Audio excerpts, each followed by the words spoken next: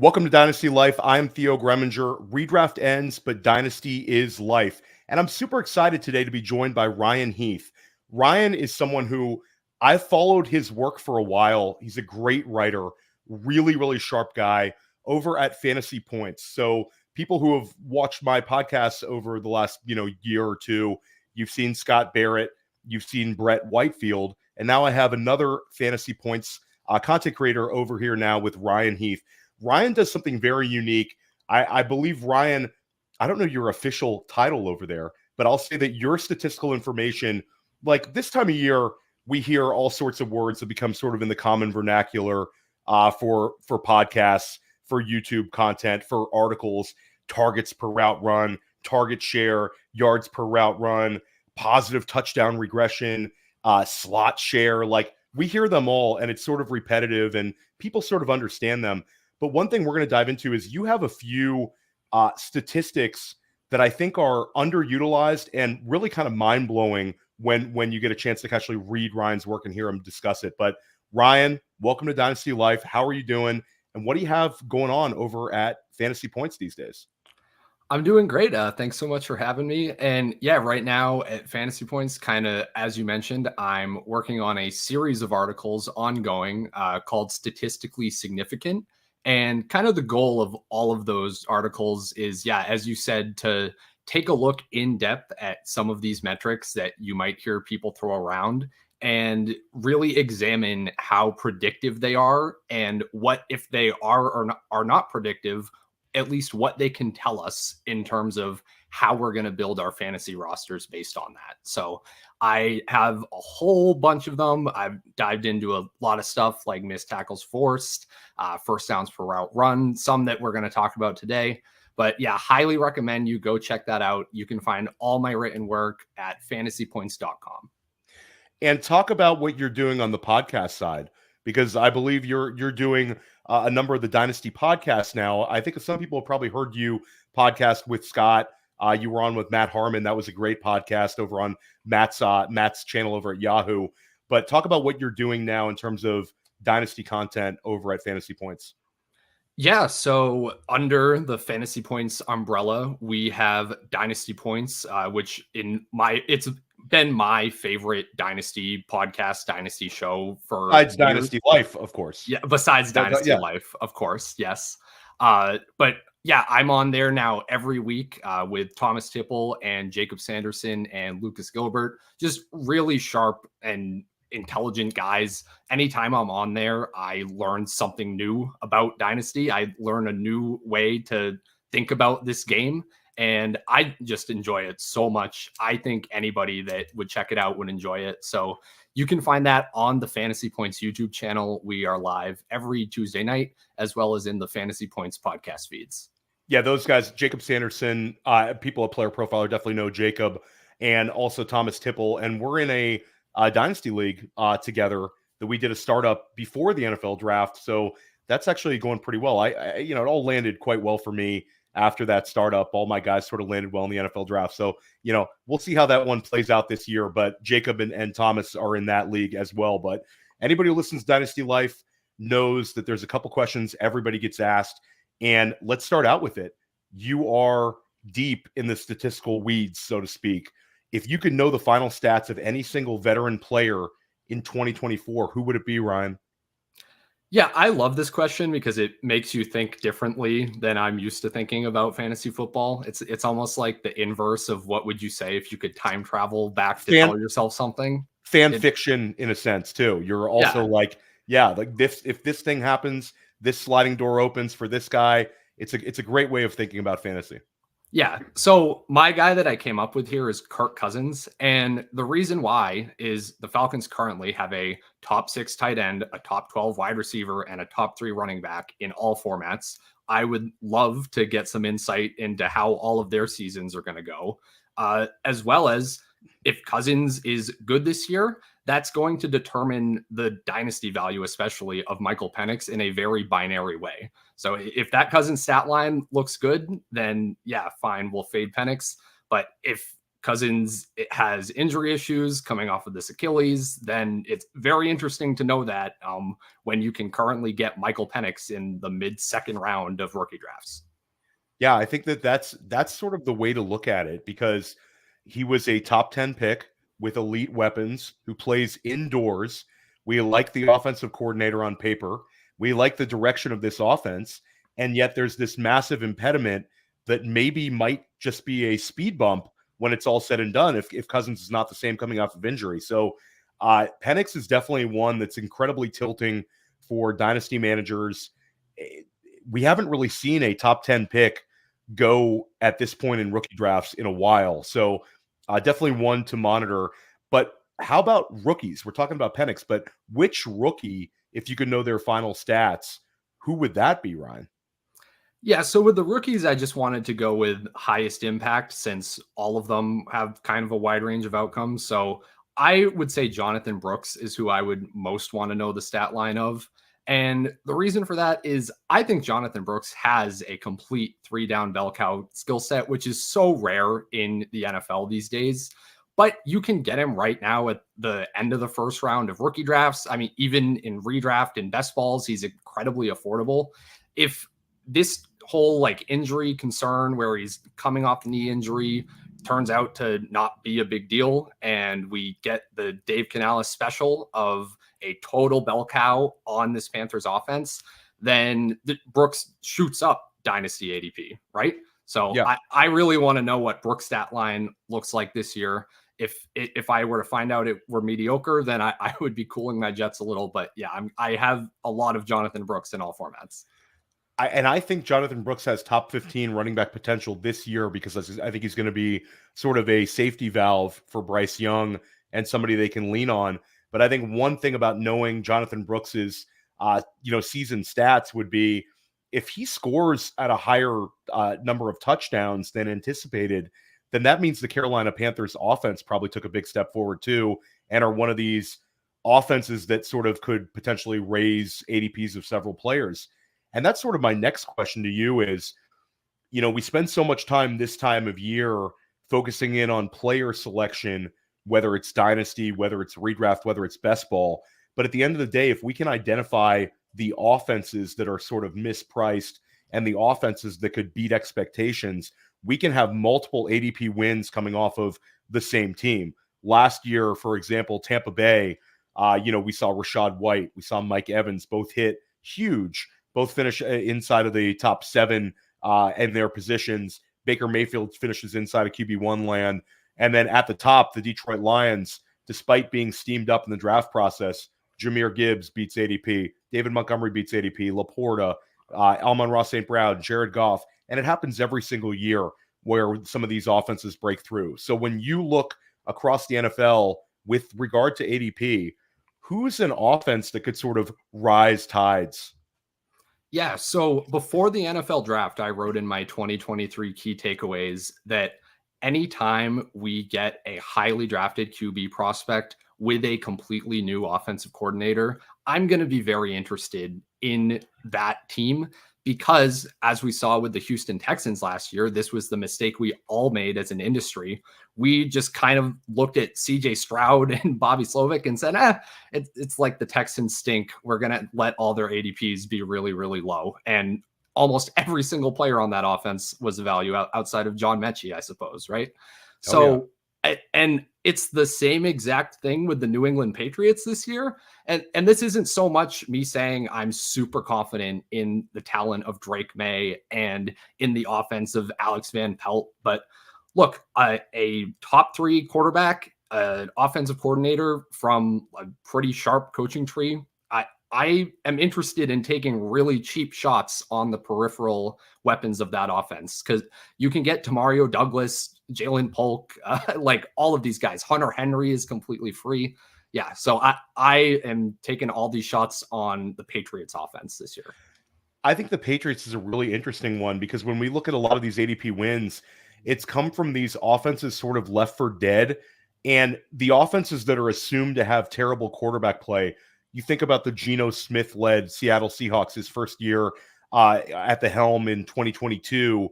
where we had Tyler Lockett was drafted as like a wide receiver 4-5 fringe, finishes top 15. DK left for dead outside of wide receiver 2 land. Ken Walker obviously smashed, for a significant portion of the second half of the year. And Geno himself had a really great year.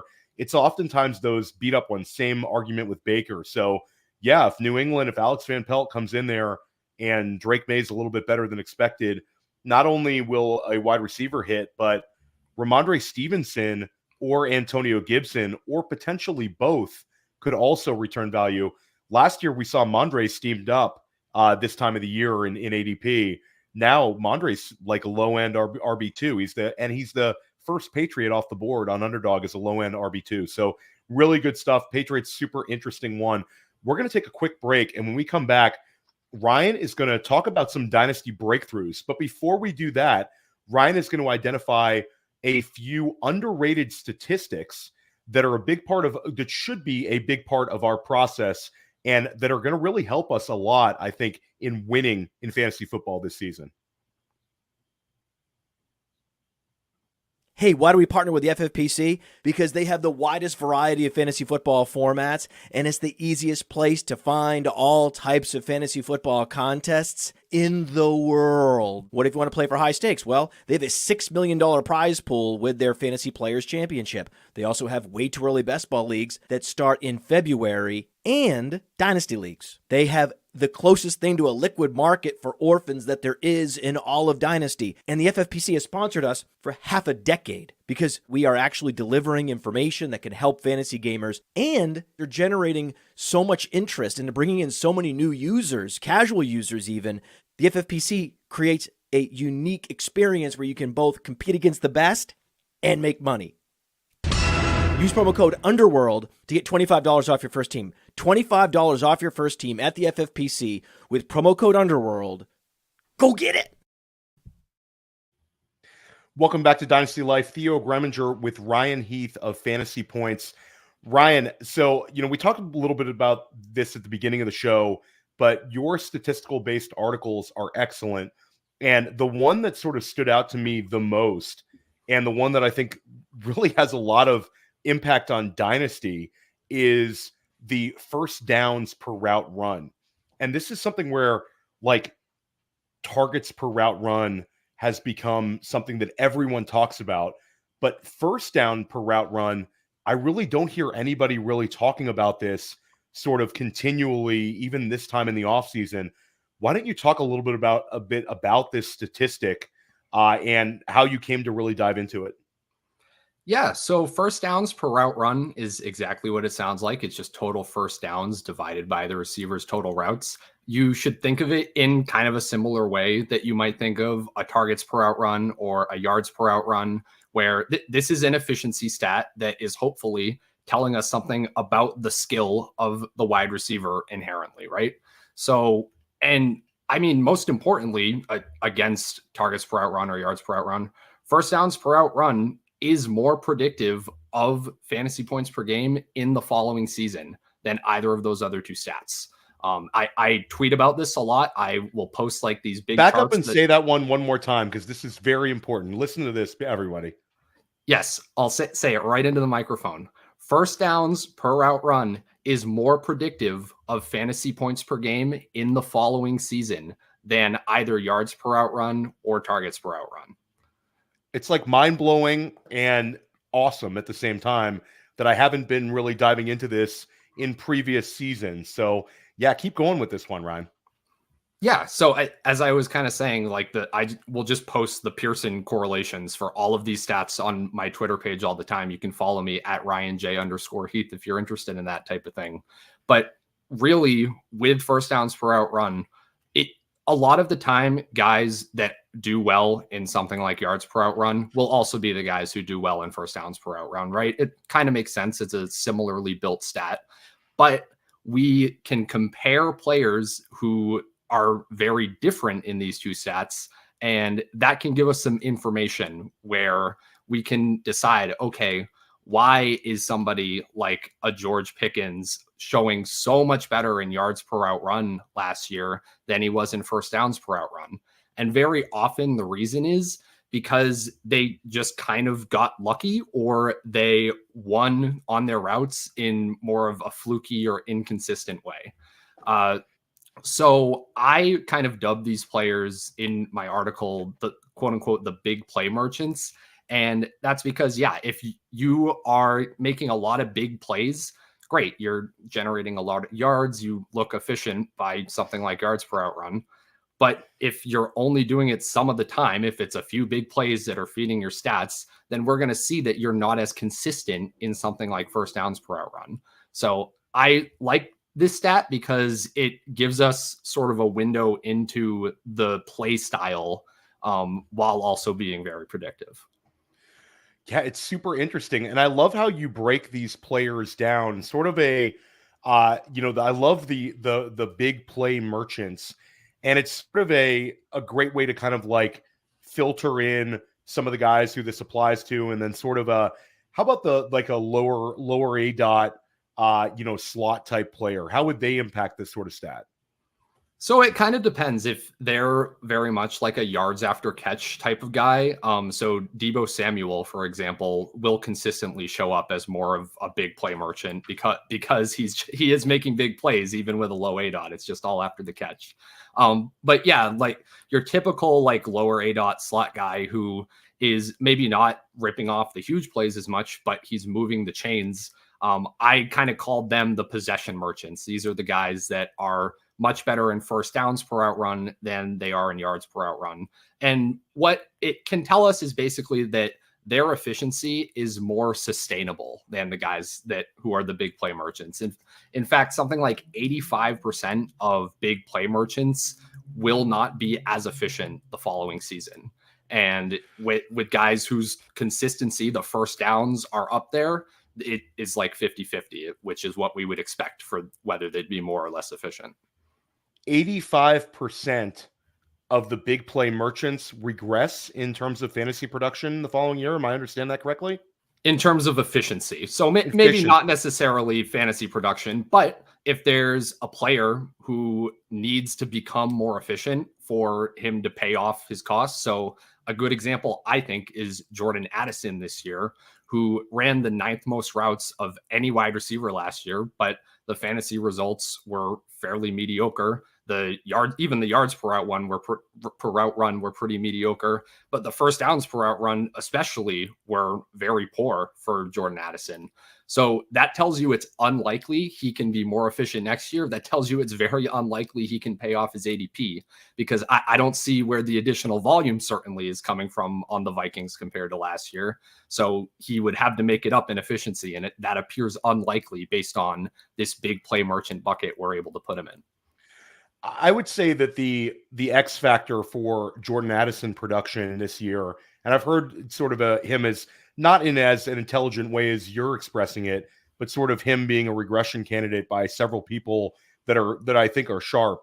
I think one underrated aspect is how consolidated this target tree is going to be, especially with TJ Hawkinson potentially missing time, because I think that Addison and Justin Jefferson, for whatever reason, could end up being in a like Tyreek Hill, Jalen Waddle, Mike McDaniel year one Miami type target share, where those guys are just, it's so consolidated that even though he's going to, the touchdowns have to regress with Jordan Addison. He was just so excellent at finding the end zone last year on a lot of those big plays. But I'm not ready to kind of close the door on him, especially in Dynasty, but it definitely hurts to hear you giving all this really strong statistical information on my guy Addison.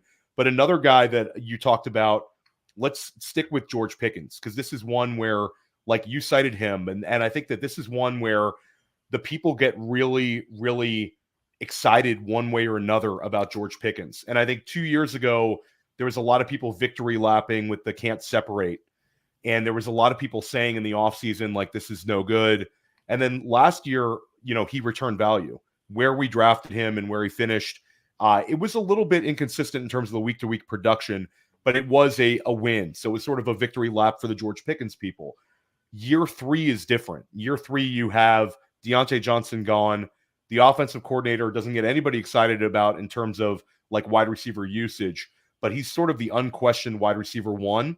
And a lot of people are expecting him to return big value. Now, the ADP market is not huge on Pickens. Like, you're talking about, he's still being drafted as a wide receiver 3, but I think there's people that view him as a dark horse wide receiver 1, and he's a big part of a lot of people's draft plans right now. What do you think about George Pickens this season, Ryan? Yeah, I will first say you're correct. Nobody has just a normal run-of-the-mill opinion on George Pickens. People are very, very split one way or the other.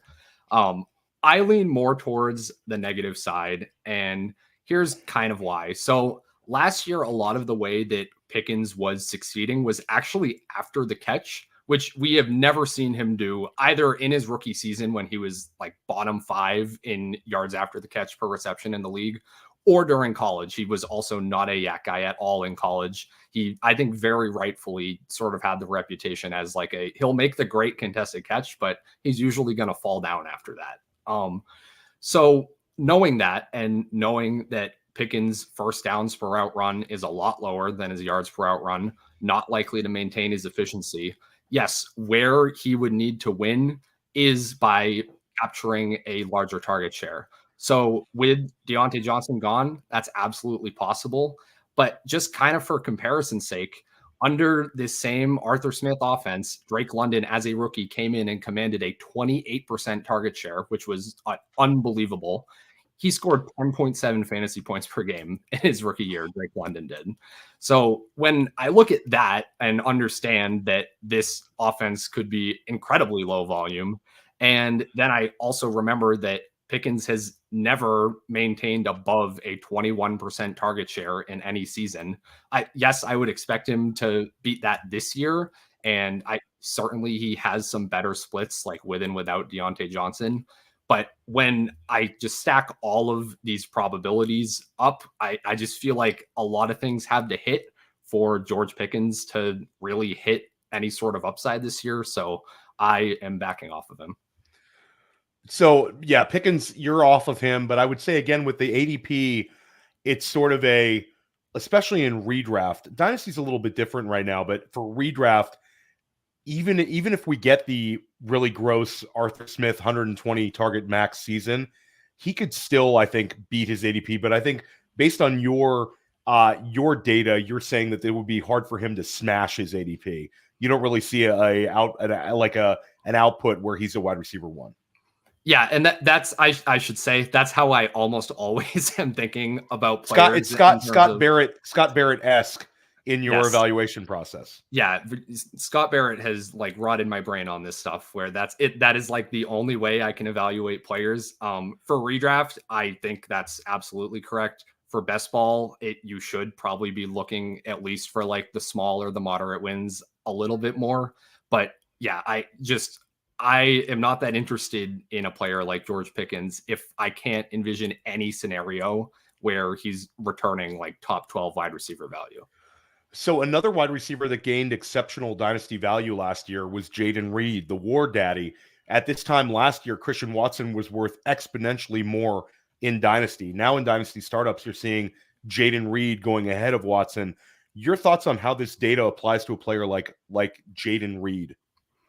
Yeah, so Jayden Reed as a rookie had an 87th percentile yards per out run among all wide receivers over the past 3 years. That's very good. His first downs per out run, 73rd percentile, also good, but quite a bit below his yards per out run. So again, Reed kind of falls into this big play merchant bucket where even if it wasn't necessarily like Jayden Reed's the one streaking down the side of the field, like catching the deep balls, just with the yards after catch stuff and just not moving the chains as consistently as he was gaining yardage. That does suggest that it's unlikely he'll be more efficient. So my only real issue with Jayden Reed, because I do think Jayden Reed's a good player and I'm not offended by his ADP, but look, he ran 75% of his routes from the slot last year. That was sixth most among any wide receiver. If you can't get Romeo Doubs off the field in 2 wide receiver sets, that just concerns me, right? Like the way that Jayden Reed hits this really good upside is he becomes a mostly slot player or a slot plus rather than a complete slot only player. He's only on the field in 3 receiver sets. So I just don't feel confident that he's taking that next step. I think he's fine at his ADP in all formats, but I'm drafting a lot more Christian Watson, a lot more Dontavion Wicks, just because of the difference in cost. Kind of all of these guys have shown really good efficiency at different points in their careers. So I will just lean into the cheaper options.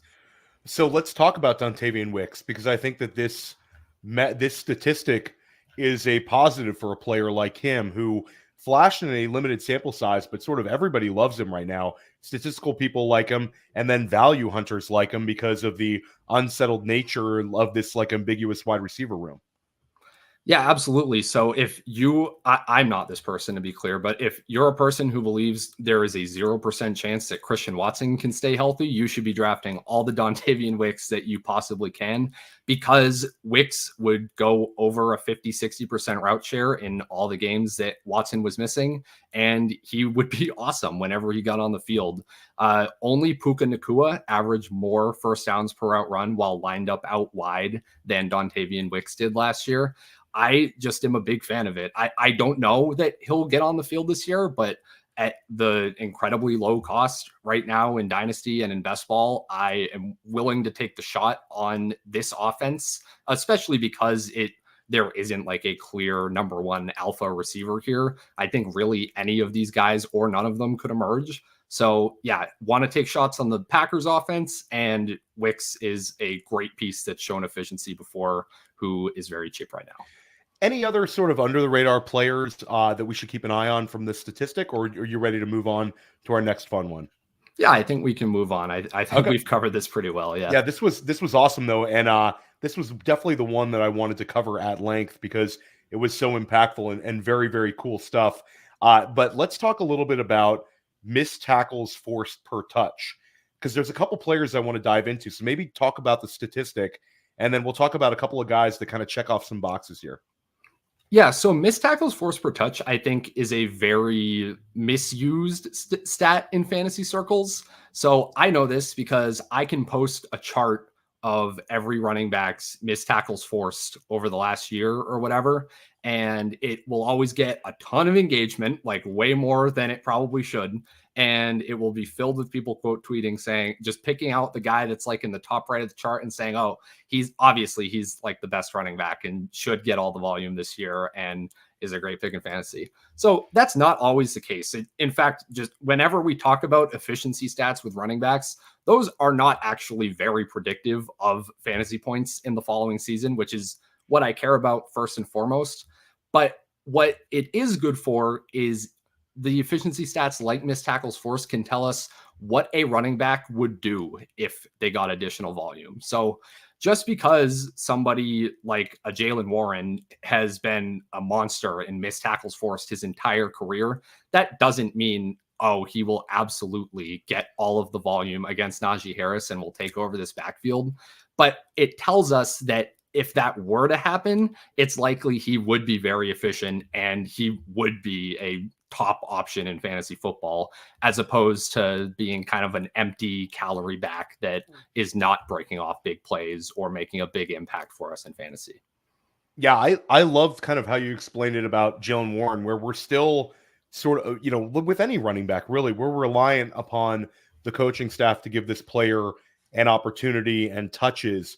But with a guy like Warren, we think he would do a lot more with these sort of touches than a lot of backs out there. It's sort of Jaylen Warren's a baller. And whether this is the next sort of Austin Eckler overcoming Melvin Gordon, Tony Pollard overcoming Ezekiel Elliott situation, maybe that won't be it, but it's in the wheelhouse of Jaylen Warren just exploding and giving us truly a RB1 type finish this year.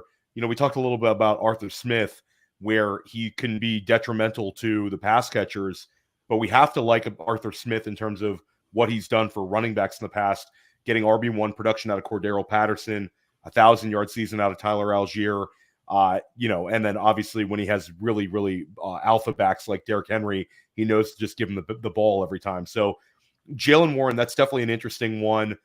Your thoughts on Warren this year, because last year he outscored Najee Harris. He finishes inside of RB2 land, and now the marketplace on Underdog is valuing Harris slightly ahead I'm more on the Warren side. I don't really care about having much Najee, but there's some smart people on a Najee thriving in this offense.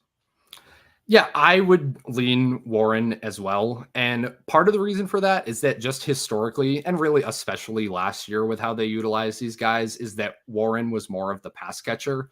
Number one, catching passes matters a lot more in fantasy for running backs than carries. But also, I mean, both of these Steelers quarterbacks, Russell Wilson and Justin Fields, were top 3 in check down rate last year. So it is very possible that Warren just runs this total PPR scam, even if he's not getting like the between the tackle stuff, even if he's not getting absolutely every goal line touch.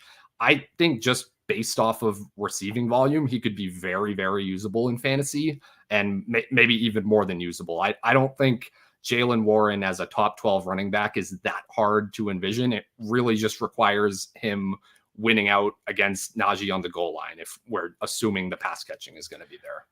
Yeah, and when you cross the 60 reception kind of plateau, becoming a 75 reception player is very, very much in the wheelhouse. If he does that with some rushing output and his big playability, he's an RB1. So we are very much here for Jaylen Warren dump down season. If that's the Pittsburgh Steelers offense, I'll become a Arthur Smith fan this year because I have bags and bags of Jaylen Warren. Another player I have bags and bags of that sort of checks off some boxes here on the missed tackles force per touch, Jaleel McLaughlin. There's a Sean Payton kind of talking him up. If you follow Coach Speak Index, and Coach Speak Index is going to be joining me on press coverage over the next week or two. That's Greg who runs that site. Really, really great Twitter follow. Basically, Sean Payton just loves Jaleel McLaughlin. Talks about how he's the first guy in the door, 5:15 in the morning. He's there. He's already worked out for an hour and a half before his teammates show up. This is an undrafted free agent who made the team last year and contributed. He got, this was a popular waiver wire addition for a few weeks. Sort of didn't really have as big of an impact in the second half of the year as we hoped for. But Jaleel flashed, and he went over 30 receptions as a rookie. What are your thoughts on him, Ryan, with these sort of statistics? Yeah, McLaughlin was great in the passing game as a rookie, which was a bit of a surprise because he didn't do that in college a whole lot. 1.98 yards per route run was 4th best among running backs last year for McLaughlin there. I agree with Sean Payton. It's hard to ever trust anything that comes out of his mouth. He just speaks in all of these cliches and platitudes, I feel like. But towards the end of the season last year, he was calling Jaleel McLaughlin a candidate for the Joker role in his offense, which I feel like at this point, the Joker role in the Sean Payton offense has become more of a meme. I think that was supposed to be Greg Dulcich last year. Yes. Yeah. Yeah. I also had Greg Dulcich bags last year. So just saying that up front, but yeah, I mean, the Broncos, I would expect them to target their backfield potentially the most of any team this year. And it's both how Sean Payton kind of wants to run the offense, and also it just appeals to the skill set of Jaleel McLaughlin. So, and I will say, I'm not ever going to be insanely high conviction on one player in a situation like this, especially an undrafted free agent. Like if you prefer like your Audric Estime or like your Blake Watson as a sleeper in the Broncos backfield, I totally get it, just because the opportunity is there behind Javonte Williams, who has been incredibly inefficient for pretty much his entire NFL career, unfortunately, ever since the injury in his rookie season. So I just want to take shots on all these guys. McLaughlin is my preferred guy to take the shot on. And yeah, the missed tackles forced certainly helps with that. I think that the way you handle this backfield, and I've seen a number of smart managers doing this in redraft and also in Dynasty, is double tapping 2 of the 3. Blake Watson with Jaleel McLaughlin, or you could go with Audric Estime and one of the 2 potential pass catching running backs. I think it's sort of an anti-Javonte Williams stance. Javonte is not a guy that I'm trying to bank on in Dynasty right now. Certainly was not good at all towards the end of last season with all those sub 50-yard performances. But let's move on to weighted opportunity. Another running back statistic. Really interesting stuff. And specifically, Ryan, talk a little bit about the stats and a couple of these running backs that you're looking at as sort of fades. Yeah. So first of all, weighted opportunity, for anyone that doesn't know, it's basically just a volume stat that it tries its best to properly value the different amount of fantasy points that typically come from every type of touch. So it means a target is more valuable than a carry on average. Any touch inside the red zone is going to be more valuable than a touch outside the red zone. So it really just kind of boils down everything about a running back's volume into one number, which is why I kind of like it. And then typically it is true. You've probably heard this stated a million times. Volume is sticky, efficiency regresses, right? And that is just true in fantasy football, especially at the running back position. Generally, the guys who are getting a lot of volume one year are going to continue getting a lot of volume. Efficiency can kind of go any which way based on a lot of different factors, or just on luck and on variance, right? So often I think the impulse is, okay, well, I want to draft all the guys that had a lot of weighted opportunity, but maybe who didn't actually score as many fantasy points as we would expect against that. Guys who had a negative differential, we might say. We would call them like a positive regression candidate.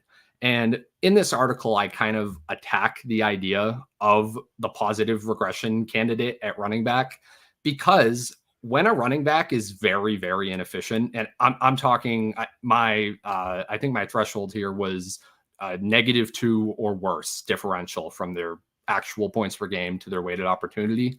Whenever they fall in that massively inefficient bucket, it's very likely that their volume is going to go down the following year. And the reason for that is because teams don't like it when running backs are incredibly inefficient and are not producing on their touches. So often they'll bring in backfield competition. Often they will just cut bait with the player entirely at the running back position. We see that a lot. And a very good example of that this year is Josh Jacobs. So Jacobs just had a bottom 5 season by weighted opportunity differential. So bottom 5 efficiency season of the past decade. And the guys in that bucket just are very unlikely to be significant fantasy contributors in the following season. So there were 12 or so who have fit into that over the last decade. Only 2 of them actually scored more than 15 fantasy points per game in the following season after being so inefficient. So Josh Jacobs is one of my biggest fades this year. And this isn't just like a blind efficiency numbers fade. It's also the fact that Matt LaFleur is out in press conferences currently right now saying that they want to platoon their backs. He has always done this historically. I really like Marshawn Lloyd as well, which we might talk about later. So I am not at all willing to project Josh Jacobs for a true every down bell cow role this year. And yeah, the weighted opportunity differential is a big part of that. So only 2 of those players with regards to the weighted opportunity differential out of those 12 hit. They basically got you a 15 point per game impactful running back season. Were there any examples off the top of your head of guys who kind of fell into that bucket that didn't hit? Sort of the fades, Ryan? Just curious. Yeah, so like your least efficient guys against their weighted opportunity. It does, or somebody we just can look at as a historical, so we can go down ADP memory lane. Sure. So let's see. We had Leonard Fournette in 2019 was very inefficient. That was the year before he was the surprise training camp cut by the Jaguars. Final year, Jacksonville, Leonard Fournette was ugly. And then you had to watch the people that got him for cheap on their dynasty rosters when he's a buck and finished as the top 5 running back the following year. Yeah, there you go. Exactly. Well, there was a year in between that. So he was not, he was not useful at all that following year. And then it was the second year with Brady when he caught a ridiculous amount of catches. And I guess other historical examples are Le'Veon Bell in 2019, kind of like the twilight of his career. Andre Ellington in 2014.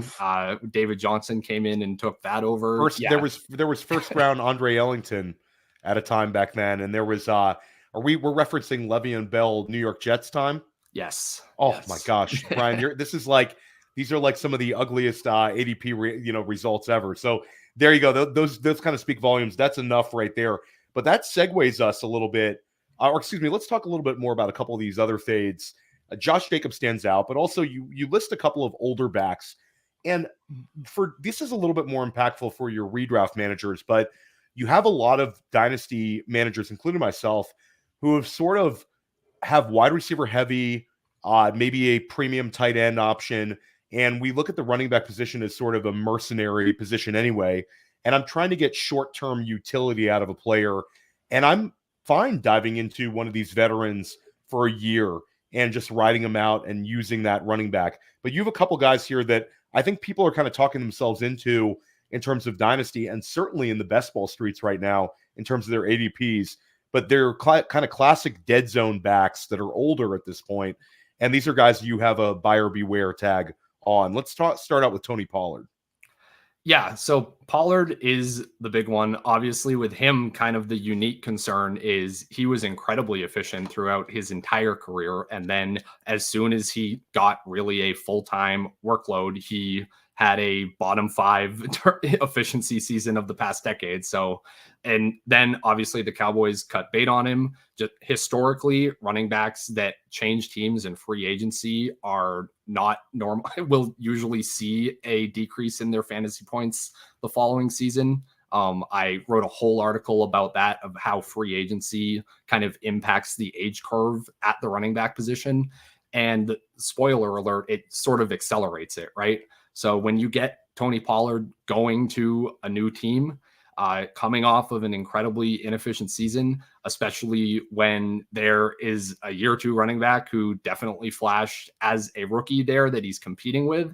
Yeah, I get really concerned. I think that I would much more lean away from Pollard this year. And we'll give you a head-to-head. Tony Pollard or Gus Edwards if you're trying to buy a season.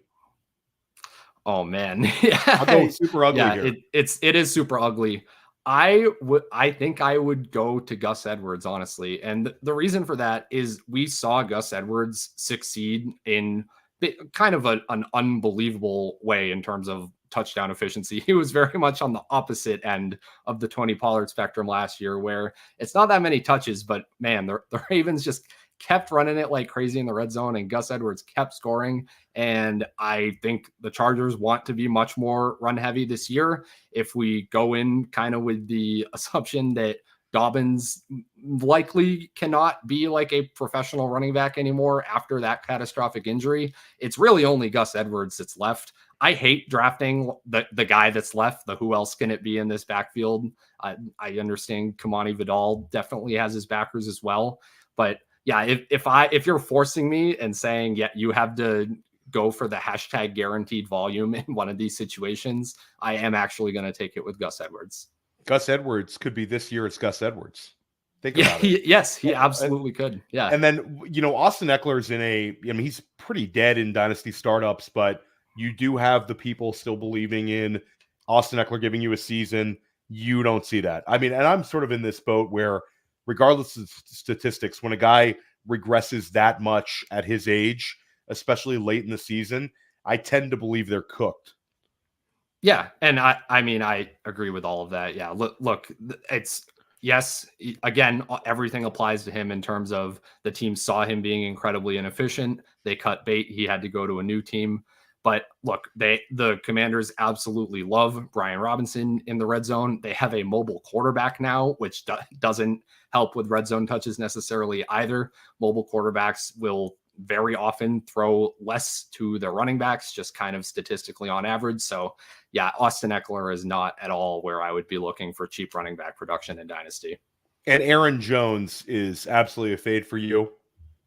Yeah, he's a fade for me. So with Jones, it's a little trickier because a lot of his inefficiency was literally just getting unlucky with touchdowns. Obviously looked pretty good in the playoffs last year. So I don't think Aaron Jones is totally cooked or anything, but I'm definitely not buying into the idea that he's going to be a bell cow on the Vikings this year.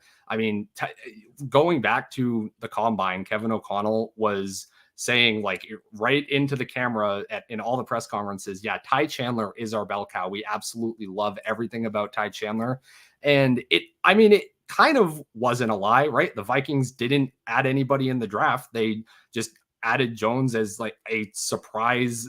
They picked him up after he was surprisingly cut, right? So I think at that moment, Kevin O'Connell might have been telling the truth of how they felt about Ty Chandler. So based on that, I would expect both of these backs to be very involved. Yeah, and we finally reached the part of the show. We're going to talk about some dynasty breakthroughs and sort of a few guys who Ryan is flag planting in dynasty. And it's a really nice segue to go from some of our fades, because the two of the first players that are on your list, Ryan, are Tyjae Spears and Marshawn Lloyd. Let's start out with Tyjae Spears. This is a guy that steamed up big time.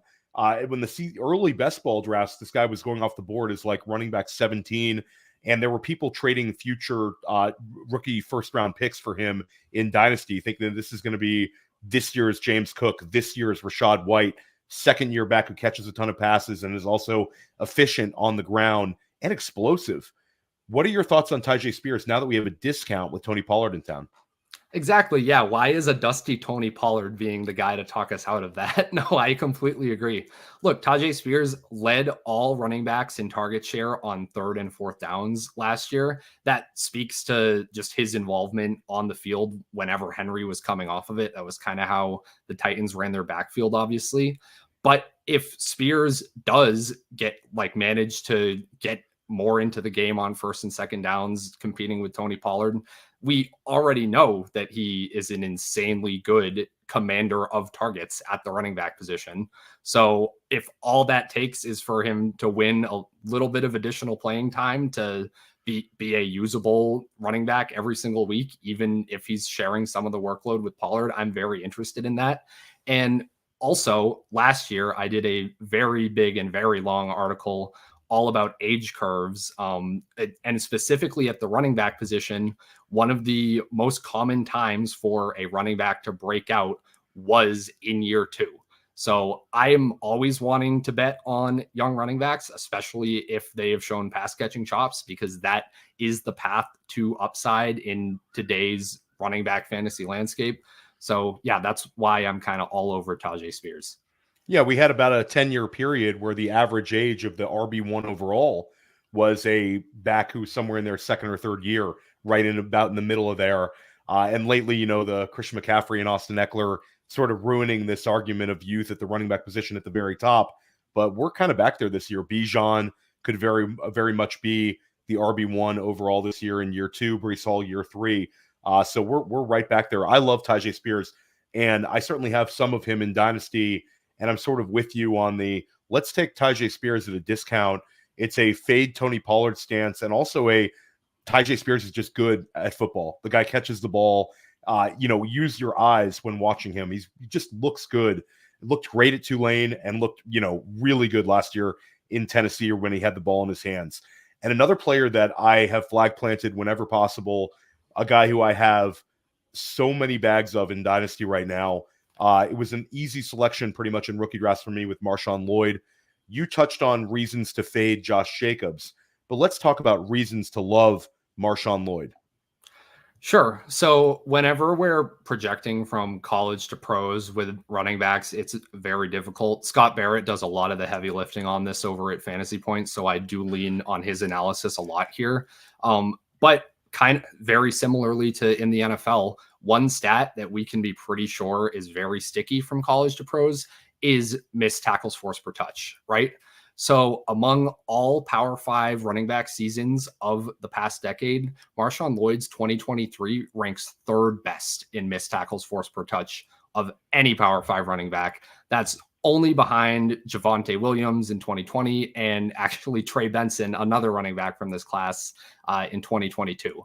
So Lloyd is just incredible on a per touch basis.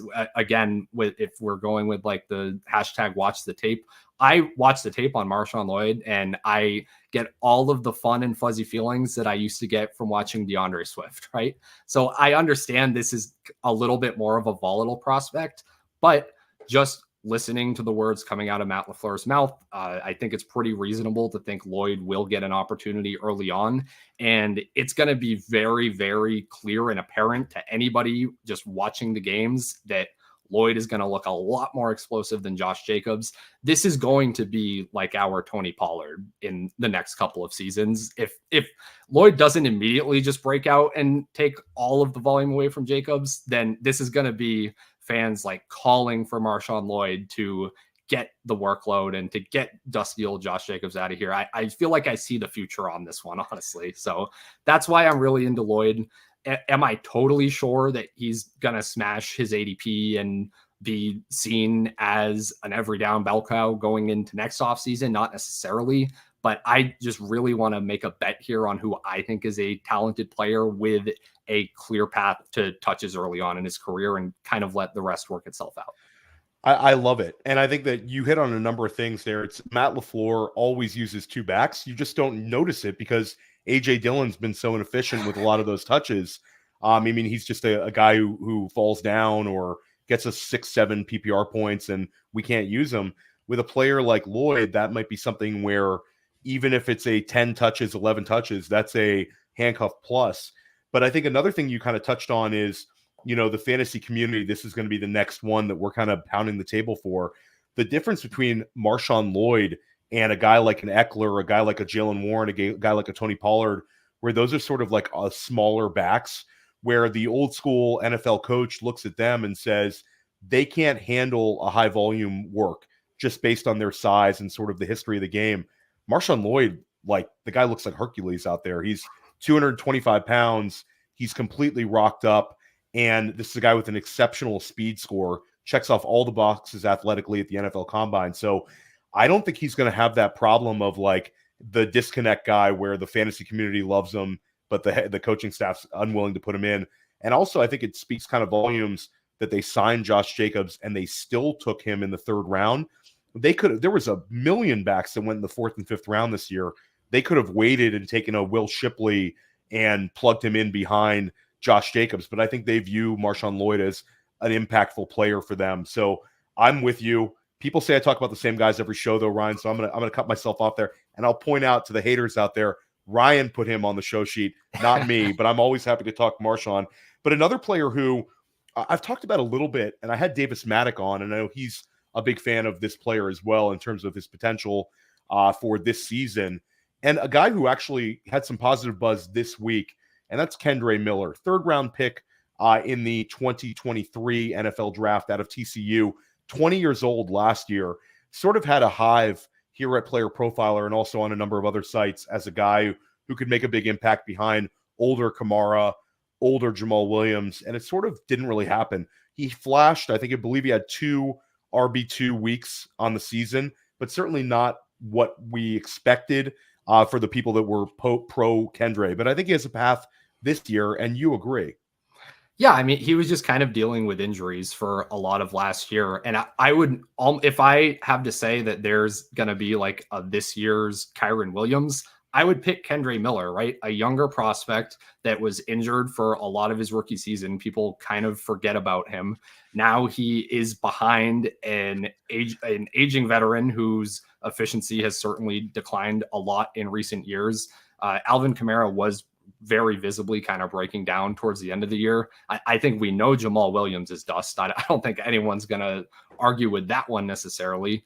So it is just an opportunity here for Kendre to step in. We don't know that much about him, at least at the NFL level, but at the college level, 4th best in missed tackles forced per touch in his running back class.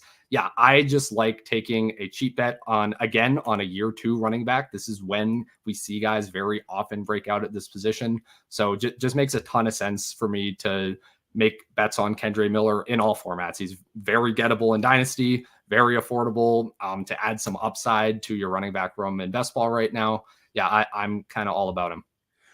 Comfortable using a 2025 second to go trade for Kendre?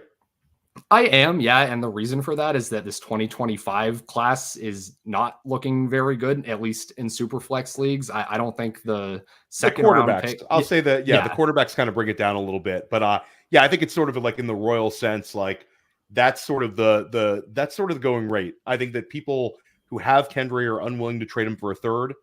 And they're usually like, okay, I'll re-roll it with the second. So and a big shout out to Ryan, because I usually ask that question at the beginning of the show. I totally fumbled it, but you worked that in. That's a great response. We finally have somebody bold enough to give us this year's Kyren Williams.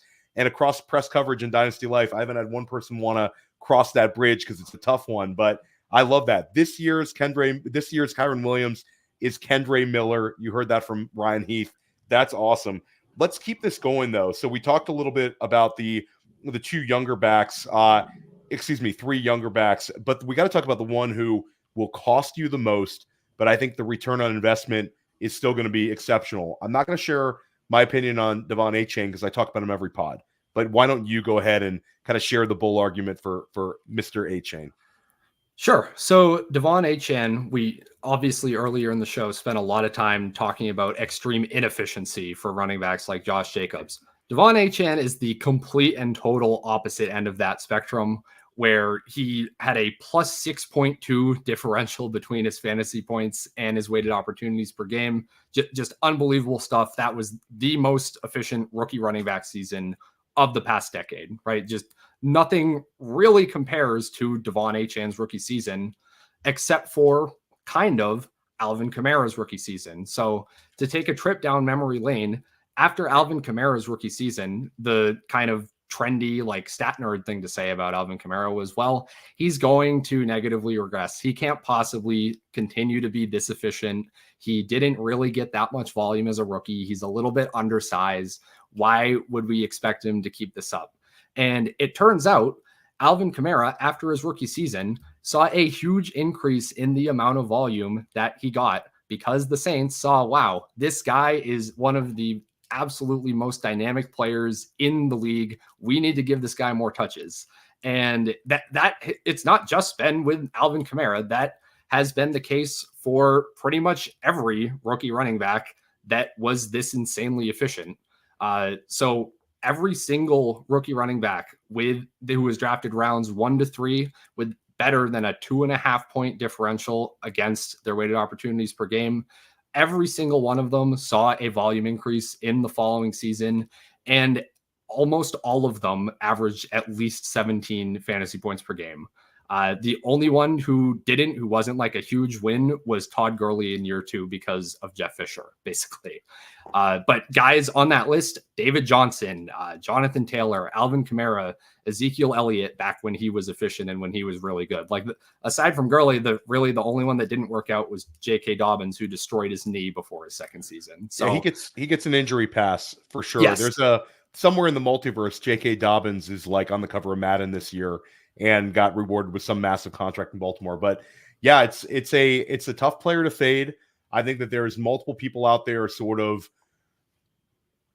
you have, like you talked about, the statistical people that want to bet on a fade. I mean, the same people you referenced were fading Kamara year 2. There was also a lot of people fading Jaylen Waddle in year 2 for all sorts of reasons. Sometimes when guys are really good, they just stay really, really good. It's a simple game at times. But I'm glad to see you are on the same guys as me at the running back spot. But let's talk about a quarterback. And this is a player that's going off the board in like FFPC startups right around quarterback 25. We like what the offense has done stylistically. They've made a huge philosophical change in terms of going pass happy, signing a lot of older wide receivers who have had success in fantasy, and certainly went out and signed Tony Pollard, and that's the Tennessee Titans, and Will Levis. Talk about Will Levis this year, Ryan, and why you're excited about him. Yeah, you really just kind of started making the case right there. I think if I had to pick any team that is going to see a massive increase in their pass rate this year, it would be the Tennessee Titans. Reasons for that: Brian Callahan has ranked top 10 in neutral pass rate on his offenses over each of the past 3 seasons. There was a press conference a week or so ago that I saw on the Coach Speak Index, awesome Twitter follow there, where he was basically asked about his running backs, and immediately the first thing he says is, oh yeah, Tony Pollard and Tajay Spears, we're really excited to see what we can do with them in the passing game. I'm excited to get them out and matched up against linebackers. I can't wait to see what they can add to our passing game. So when the coach is asked about the running back room and his immediate response is to talk about throwing the ball, I get excited. I'm like, okay, this is going to be a ton of dropbacks potentially. So I like Levis just off of that there can potentially be a ton of volume here for him. In terms of like the dynasty game theory of it, a quarterback who we don't know that much about is probably the highest upside bet you can make in a Dynasty Superflex league. Those are the guys that can have one good season and immediately be going in the top 2 rounds of Dynasty Startups. Just ask Jordan Love, just ask Brock Purdy, right? So I like it just structurally as a bet. I like it in terms of the Titans' likely pass rate. And then, yeah, they have been genuinely building around Levis. They drafted a tackle in the top 10. They've signed multiple wide receivers. I think DeAndre Hopkins still has it. He had one of his most efficient seasons in recent memory last year. So I am kind of all in on this Titans offense. And I want to get pieces of Will Levis because I think he's the most likely, and certainly in Dynasty, to leapfrog an ADP off of that. Yeah, I love it. And I like how you referenced the JC Latham selection at like 7 overall in the NFL draft, because, you know, we saw, and it wasn't necessarily how we would have ranked these guys, but certainly Brett Whitefield would have ranked these guys, but they passed up on JJ McCarthy, which was a pivot where I think certain NFL teams viewed JJ as a quarterback that absolutely belonged inside of like that upper half of the first round. And then the way it shook out, Michael Penix was valued by a team at 8 overall. So if they viewed Will Levis as just terrible, they could have made an aggressive move to move up, or they could have made a few spot down, move and gotten access to a guy like JJ McCarthy. So they didn't do that. So I think they've seen enough out of Levis. And based on their offseason moves, I think that they think Levis is pretty good. So that just could be, I could be completely off on that one, but no team really made this big of a change this offseason stylistically than Tennessee did. And it'll be interesting to see. This is another statistical study for you later, Ryan, that did it work to go with like the super old wide receiver room and add the older running back in Pollard.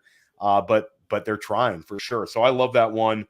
Let's talk. And I like your DeAndre Hopkins point out, because we talked about him on the Sonic Truth podcast this week.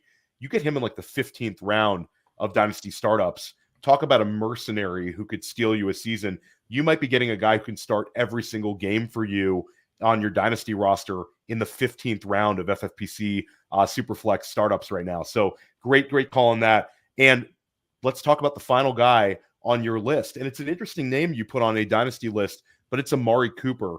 And this is a guy that I think you view as very underrated in terms of what he could give you this year and potential a little bit of longevity over a 2-year window in Amari Cooper. Yeah, definitely. You're looking at more of the 2-year window for Cooper. And yeah, kind of in a similar way to a DeAndre Hopkins, where he's going to be a mercenary. You can likely get production out of him that very much is above where you have to draft him, especially in Dynasty right now.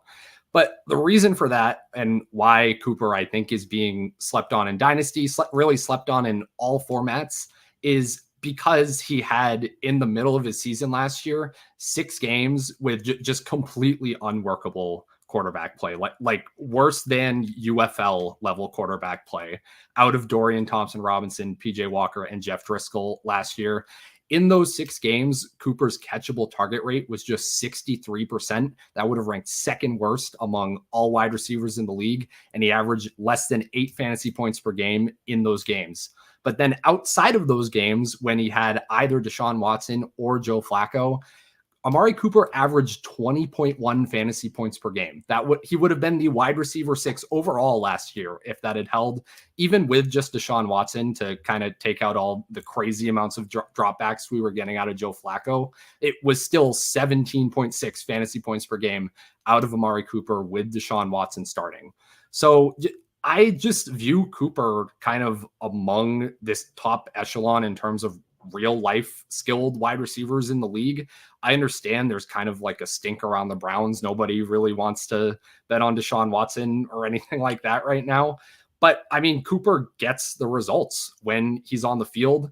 It was a meme for years that Amari Cooper is younger than people think. He's still younger than people think. Could have multiple years of really solid younger. He's actually young. He's actually younger than Velus Jones. Few people know that. Yeah, it's important to remember. Yes. So yeah, for all those reasons, I think in terms of his age with his expected production, he just really sticks out for me in Dynasty. And he's kind of, if I'm wanting to add wide receiver production to a roster for this upcoming season, the first thing I'm doing is looking at which team has Amari Cooper and seeing what I can work out with that roster. Yeah, he's been very predictable, sort of, except in the time with the poor quarterback play. But he also had the week to end all weeks, in the fantasy playoffs that sunk so many in best ball. You sort of needed to have Amari Cooper, and now people are sort of forgetting about just how good he looked in that game. But he's averaged 14.5 PPR points per game, and then 15 points per game last year over the last 2 seasons. And I think sort of the X factor is Ken Dorsey comes over as offensive coordinator, an aggressive guy. He's going to do a lot of RPOs, some downfield shots. I think this is an offense that wants to be more aggressive and wants to kind of put the pedal to the metal. They actually ran a ton of plays last year, overall, when I look at the teams that had the most play attempts, but it certainly didn't match up besides the Flacco week. So huge year for Deshaun Watson, huge year for Ken Dorsey. And I think Amari Cooper, I think you're absolutely right, Ryan. This is a guy that could give you 2 years of very solid dynasty production, and he's cheap right now. 29 years old, but showed no signs of regression. And like you said, a lot of those guys that are valued way ahead of him are also older type wide receivers. When you look at the Stephon Diggs sort of tier, Cooper goes well below those guys. So very good stuff. And this show was awesome, Ryan. Really enjoyed chopping it up with you. Let everybody know once again where they can find your work and what you have coming out the rest of the summer. Yeah, you can find all of my written work on fantasypoints.com. Definitely check out my statistically significant series if anything I said sounded interesting to you. You can also follow me on Twitter to make sure you're not missing out on anything at RyanJ_Heath. Yeah, and we'll be back for another Dynasty Life. I'm dropping 1 or 2 episodes per week this summer. We're going to try to have as many sharp guests as we can. Like Ryan, we're going to try to help you dominate your Dynasty leagues in 2024. We'll see you soon.